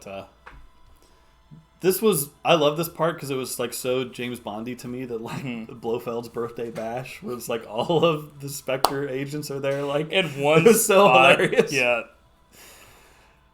like and he's like, what's he say? He's like, celebrate me. I love that, dude. It was so celebrate me. It was so cheesy, but in a good way. Yeah. Anytime Christoph Waltz is in a movie, I'm all for it. Yeah, I just wish that there would have been more of him, honestly. But and you got a decent death scene. Yeah. So, yeah. the only thing I have, Felix is shot and he's dead. Like, yep, that's pretty much what happens. Yeah, I was like, damn, man. I can't believe they killed Felix. So we've got the misadventures of Felix here. Felix Leiter, obviously character created by Ian Fleming in the James Bond books, films, and other media. The character is an operative for the CIA and Bond's friend. After losing a leg and his hand to a shark attack, Leiter joined the Pinkerton Detective Agency. So he's always had fucking issues in these films and books. It's like they're shitting all over fucking Felix Leiter. But he always shows up, like, even in License to Kill, after he gets God. like, my legs are being eaten by sharks. At Like, the end, he's like, what a great adventure. I'm like, dude, your wife was like R-worded and killed. And fucking, like, you were partially devoured. You're crippled for life. It's like, what a great adventure. I'm like, not really. Was that the same one where, like, Coral Jr. gets murdered? I don't think so. Okay. Coral Jr. So when are they going to bring back Coral the Third? Dude, seriously. Come on, maybe that'll be the next one. Coral's Revenge? He gets fucking killed by a dragon, like in the first one. It's like, what? You think it's a fucking dragon? He's like, actually, it's just a... James Bond tells him to fetch his shoes and he blows his head off. Yeah! It's like, cool. It's like Q has a hairless cat in this film, which I thought was legit. Because I've always been a fan. But then Bond makes a joke at the cat's expense. And I didn't like it. Mr. Bigglesworth. He's like, you know they have hair now, right? And I'm like, what? So Rami Malek Rami shows up Scarron's Bond's ex, which, like, I was kind of surprised at this, but I guess apparently the way that it works is, like, he saved her, like, in the beginning of the film, but then, like, he's never seen her again since then, and then he comes back with the mask, and she's like, holy shit, like, so did he just, like, pull her out of the ice and then just, like, leave? Because I always was under the assumption that he, like, raised her from that point on. Yeah. But then, like, you find out that's not what happens, and I'm like, okay. But, like... that whole aspect of the story is not the best. Yeah, it's a little weird. And even at the end, he's like, is he going to kill her? Like, yeah, he, like, lets then both he lets her the daughter and the go. daughter It's go. like, after all, like, what? Yeah, I like Rami Malek, but, like, the way they used his character was a little shit in this film. Which he had a great setup for, like, you know, like, I like the idea of somebody that becomes a villain, but they're not with Spectre, that they're, like, against Spectre because someone from Spectre fucked them over. You know what I mean? So there's different villains and stuff. Yeah, that's why I was like, shouldn't he, like, be on James Bond's side? Like, they both hate Spectre. Like, why does he hate like James? He essentially killed all of Spectre himself, so it's like, then he was like, went to the next level and was like, well, I don't need to help. I don't need James Bond. I can do whatever the fuck I want. And it's like, okay. But speaking of villain deaths, I thought his death was pretty good. Because basically, Bond knew he was killed. Yeah. And he just, like, doesn't even look at him and just executes him. Yeah. It's like, that's pretty I mean, like, Rami Malek's performance for, like, his death was fucking legit as hell. Because he knew he was poisoned, and he was just like, we were both poisoned. And he's just like, we can never, like, touch, you know what I mean? Mm-hmm. Like, our loved ones again, or whatever. Like, essentially, those two people. And it was just like, damn, dude. And they have the Majesty Secret Service theme playing while he's talking to M, which I was just like, hell yeah, dude. Yeah.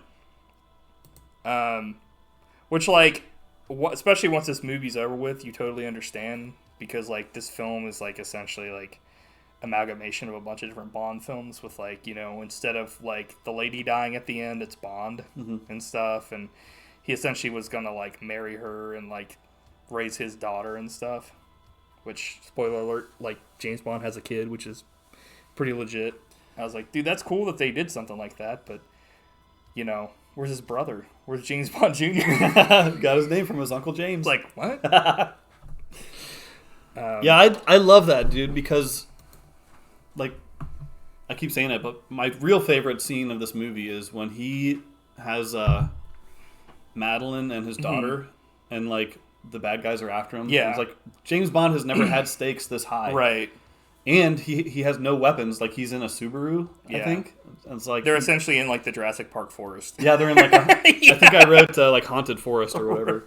But it was so cool because like he has to like survive, Yeah. use survival instincts, and it was in like a haunted forest.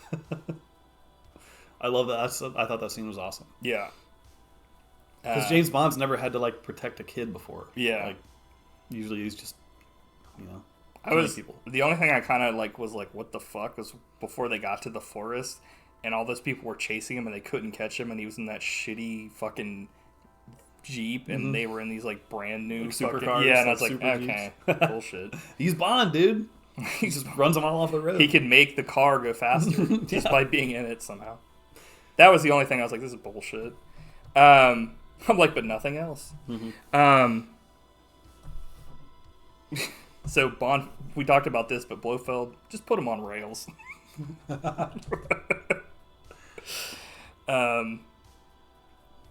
So I do have a note that says, I'm glad I watched this at home because this movie is like almost 3 hours.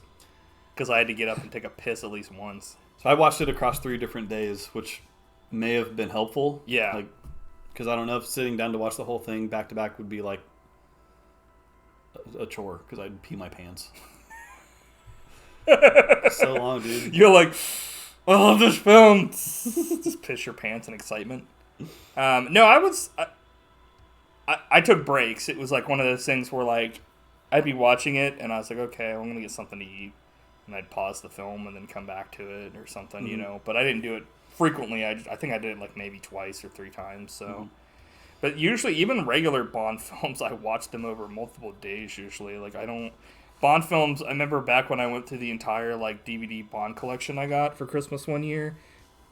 I had to fucking like, I like would. I don't think I watched one all the way through. Like they're all long. Yeah, but this one's just extra. Yeah, but that's like the way all films are nowadays. They for whatever reason, like all films for the most part are minimum like an hour and something. Well, minimum 2 hours. A minimum of 3 hours. A minimum of 4 hours. I'm like plane versus plane. Car versus boat. Hour versus hour. This part, my timing, my sense of humor, don't. When like he was always like, he was like, my worst aspect has always been my timing, my sense of humor, and she's like, with a dress, don't. So like, there's a part where like M's sitting down like waiting for a call, and you see Judi Dench's like the previous M's portrait.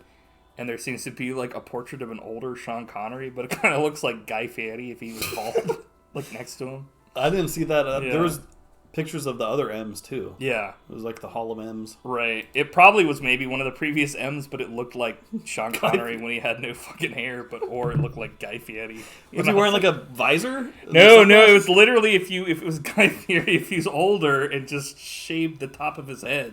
Because he was, like, a balding fucking dude. I was like, huh? One of the parts in this film that was actually kind of like sad, well, there's towards the end, obviously, but like James Bond, like his girlfriend, when she has the kid and she says it's not his, and he looks like super disappointed. It was just like, damn, dude. You know it's his, though. Yeah. You do. Yeah. You know. I thought that was kind of weird, actually, that she didn't tell him, because it was like so obviously. But then, like, she, like, I don't think she ever, like, really admitted it, but, like, Rami Malek tells him, like, but in the end of the movie, he's like, I know. It's like, she's like, she does have your eyes, and he's like, I know. Murder me! And I fucking bombed like, this yeah, guy's I knew gullet. Instantly. Yeah. Yeah. I was just like, we already kind of went over that. So this part's legit as hell, though, with, like, what you were talking about. James Bond stretches this winch across, like... That was awesome. Yeah, across this, these trees and stuff, and then a motorcycle, he's like, come on. Like, and the motorcyclist gets, like, fucking clothesline from hell. And he's like, he shoots him. I'm like, dude, that guy was dead before you shot him. He, like, legit goes full bore into this, like, wire, and it like hits him in the throat and he gets knocked off the fucking bike. I'm like, dude, that guy's dead as hell. This is the one thing that, like, I mean, this is obviously like this guy was pleading for his life, but he's like the one guy that you were talking about, Logan. Yeah, he was like, why don't you help me out, brother? And I'm like, what? why would he help you out? Like, but he says, like, I had a brother. His name was Felix Leiter. And then, like... He crushes him to death. Yeah, he pushes the car because it's about to fall anyway, and it crushes the fuck out of him. And I was just like, dude. I'm like... You're like... throw your hat up in the air. This one I wrote. I like the idea that James Bond is still James Bond. It doesn't have to have the 007. And just as I write this last note, they have the new 007 suggest M to give James Bond the 007 back to him, saying it's just a number. I'm like, why the fuck can't they do anything different? But then, like I said, it was kind of rectified a little bit. It is James Bond's kid! We knew all along. Yeah, sadly. The Poison Garden was pretty legit. Yeah, I thought that was cool. I think that's from one of the books, too. Yeah. So there was a part here where they go under a stone structure and a glider into the water. Basically Straight up rip off of Escape from L.A. Oh, dude, I didn't even think about that. The best escape. Snake Plissken should have been in this movie. Dude. Hell yeah, dude. That'd have been legit. Which 00 would he be? 001. Ah. Because he only has one eye. The most 00 fun. That's one thing they never said, and I thought they were going to, but they never revealed, like, because at one point they do give James Bond another number, because Naomie is the new 007, and they're like, oh, you know, we've reinstated him, and she kept asking, like, what's his number, but they never say in the film. Yeah, that was just not necessary. She Yeah. should have just been 007, and that's it. Like, Yeah. It's fine. Yeah. She kept being like, what number is it? What number is it? And I was just like, okay, well, like, either say it or don't. Like, what's the point? Like, to me, yeah, I don't know. I'm on the fence about that, like, with him being reinstated, because he dies as 007, which is a great way to go out for him. But it's also one of those things where, like, I see it and I'm like, he didn't need the 007 and he never did. Like, it was very cool to see, like, James Bond be his own person. Mm-hmm. But I can see it either way. Yeah. I guess it's hard to say one way or another because he got fucking blowed the fuck up. I don't really understand, like, what... Like, that's another thing, like, as much... Like, I like Rami Malek, and this doesn't have anything to do with him, but that character, I don't really understand why he wanted to kill, like, people, like, that didn't fuck him over. Yeah.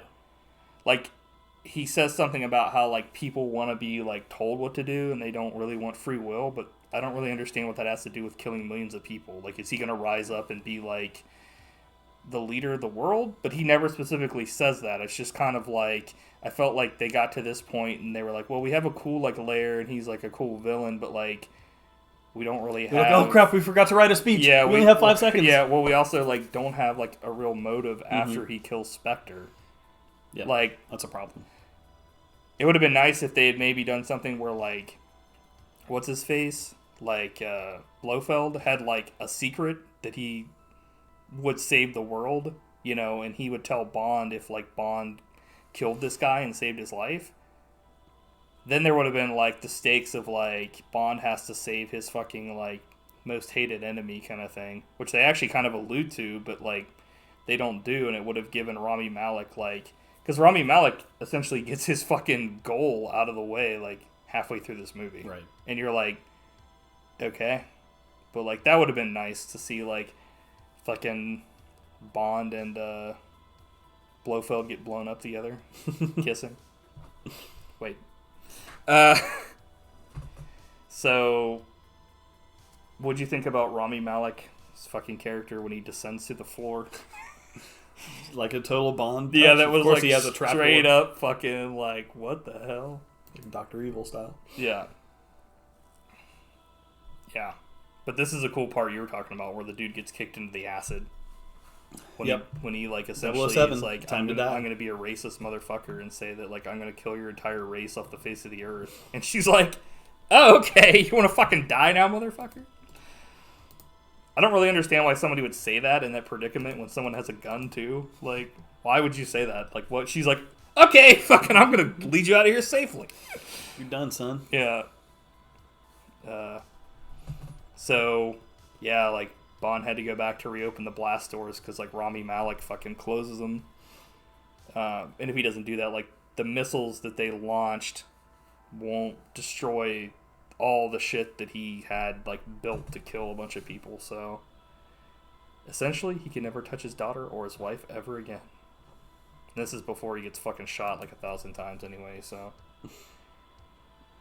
But I think is this the first time that, like, Bond says I love you too? Or maybe he said it in the other one where his wife dies. Yeah, it's probably the first time. But yeah. But still, the thing that got me the most was he was like, I'm not going to make it. And I was like, oh, I was no. Good. Fuck him. 007 should be in 00 heaven. Or hell. No, I agree, yeah, like, when that happened, I was just like, damn, dude. Still then, I was just like, you know, with James Bond, how it is, like, they've done so many times where you think he's gonna die, but then he doesn't. But then when they finally show, like, not, like, if they'd shown, like, the island, I would have been like, okay, he got out. But, right. like, literally, they show his perspective, and a bomb, like, fucking goes off the in his explosion face. is, like, rolling in, and, like, yeah. Disintegrates. Yeah, I was like, holy shit, they actually killed James Bond and kind of, like, did a reversal. Instead of his wife dying at the end of On Her Majesty's Secret Service, he dies. And they play, like, We Have All the Time in the World, the original.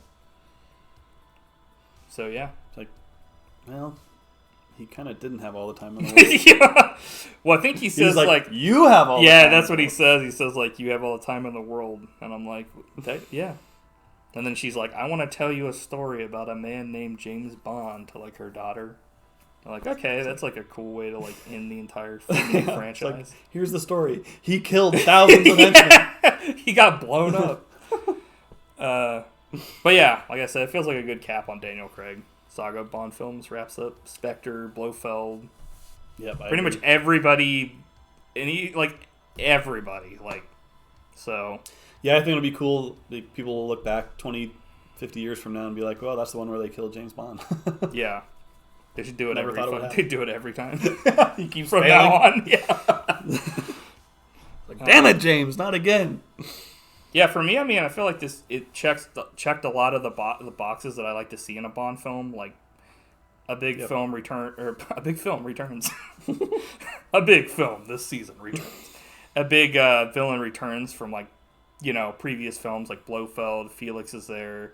They have, like, the big overarching organization, and then, like, I really like that they used the multiple Bond themes, even though it was just the one extra. I always like it when they do that, like I said before, but I don't know. Yeah, I had a couple more notes. I didn't notice this, but I heard someone say it online, where the opening gun barrel sequence, like when he shoots, there's no blood. Who? James Bond. Like the very first shot where he does the gun barrel sequence. Oh, yeah, no, yeah, it's actually something I didn't write down, but I thought, like... So is that foreshadowing? For kind of for sure thought that, like, that was something that always happens, is, like, blood or whatever, Mm-hmm. but yeah, like, in this one, it was like, yeah, it didn't... He missed the target. Uh-huh. And then I thought this was great. Like, at one point, M asked Q to hack Blofeld's eyeball, which was so silly. Yeah. But then it got even sillier because he's, like, at the computer, and it's like, Blofeld's eyeball unlocked. Yeah. What? Yeah. Is this Austin Powers? Yeah. But I love that stuff. Yeah. No, yeah, like, I had a great time watching this film. Like, I think, like, that was one thing I was kind of not looking forward to, is the length of this film. I was like, God dang it. But overall, I liked it. I mean, I certain films definitely I feel like they can cut out stuff, but, like, I had a good time, like, watching the film, so, like, I was fine with it. Like, I think it's just in general, Bond films have always been long, so it's one of those things where, like, you gotta set some time aside for it, or you gotta, like, fucking not drink any water for like 10 days, or you gotta, like, just take breaks, you know, because, like you said, you watch it over 3 days, and I essentially kind of did that because I did it with multiple, like, took breaks and stuff, because if not, I would have been like, I don't know how much I would have, like, you know, how much I would have liked it if I had literally just watched it all in one sitting. Because like anything, regardless, it you know, you kind of get like desensitized to it. Yeah, and there's a lot to this one, so. Yeah, this one had kind of like a lot of different things going on in it.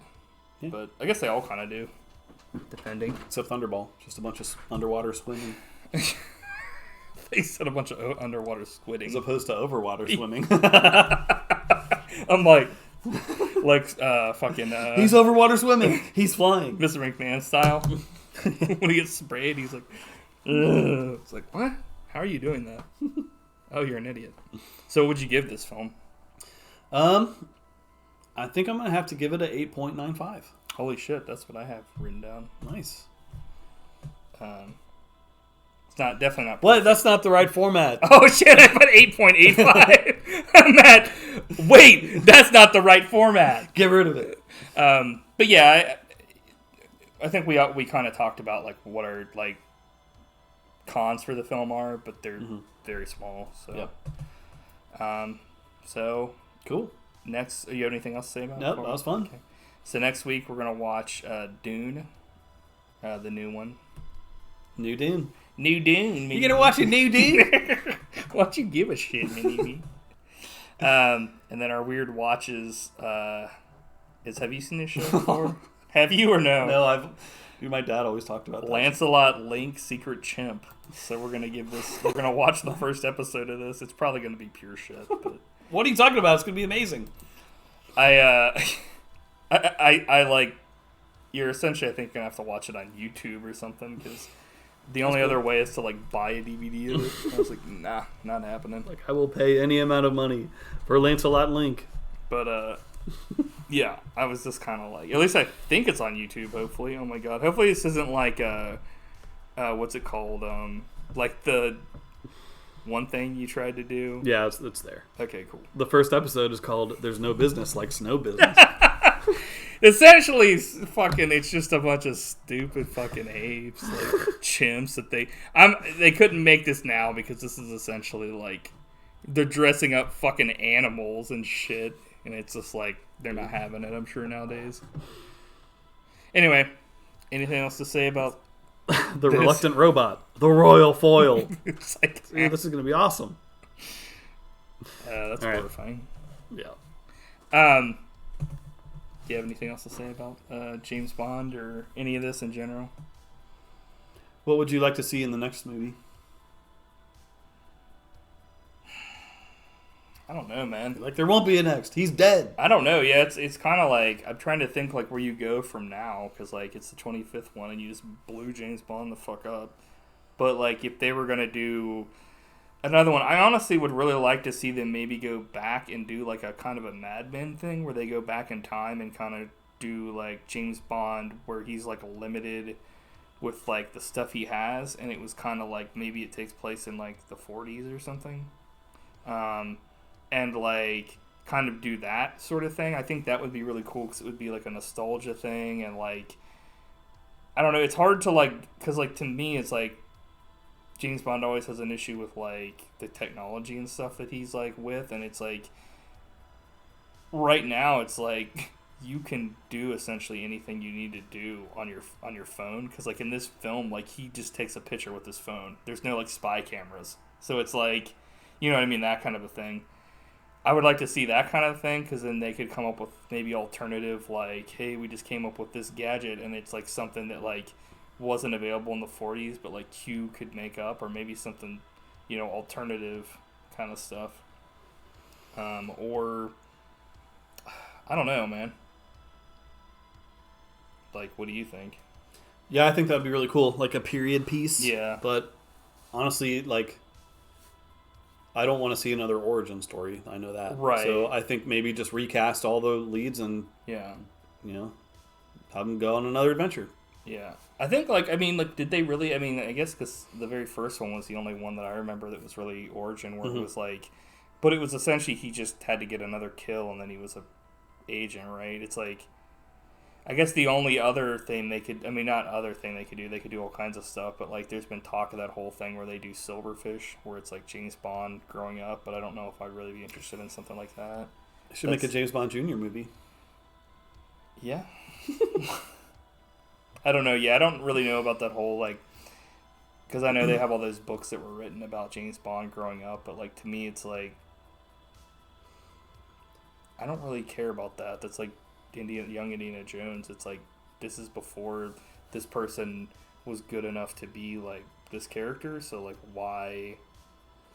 I don't know. It's treading into, like, yeah, before this character was iconic territory, and it's like, why would you do that? Yeah.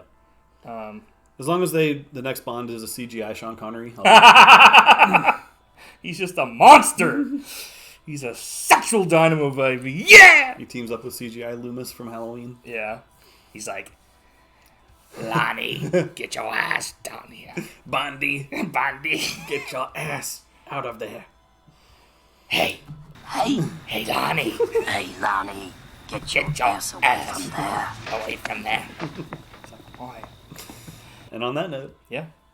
Oh my God, can you imagine that if they did a CGI Loomis for or for what's his face? Blofeld. Yeah, bring it on. Rubber face like in fucking Halloween Kills. Okay, cool. All right, bye. Keep it jumping, keep it pumping, all day.